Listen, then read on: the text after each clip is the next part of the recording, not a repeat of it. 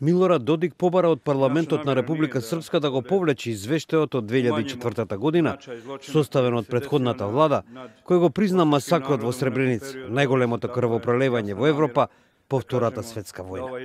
Тој рече дека извештајот е пристрасен, бидејќи не ги спомнува српските жртви. Много тога се догаѓало прije и после јулских дана 95. godine u Srebrenici. Jasno ukazuje da je taj zločin bila dogovorena tragedija koja je dovela do satanizacije Srba i ostvarivanja planova nekih zapadnih zemalja o prebacivanju krivice na srpski narod. Додик, кој се залага за поделба на Босна и Херцеговина, а делот со босанските срби да влезе во Србија, од секогаш ги отфрлаше пресудите на Хашкиот трибунал дека во Сребреница бил извршен геноцид.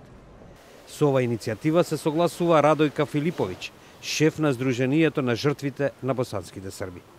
Drago nam je što se neko setio da pokrene reviziju izveštaja Komisije za Srebrenicu iz jula 1995. godine.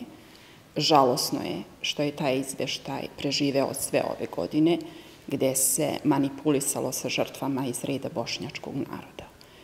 Krajnje je vreme da se neko seti i žrtava iz reda srpskog naroda. Од друга страна, Сехида Абдурахмановиќ, од Сдруженијето Мајките на Сребреница, вели дека ревизијата на извештајот е срамен и нехуман чин спрема жртвите. Naravno da će poremetiti sav ovaj proces dosadašnji, razumijete, jer mi ne možemo dozvoliti da neko mijenja cifre nečeg što je definitivno i što je tako. На исто мислење и политичкиот аналитичар Бошко Јакшиć.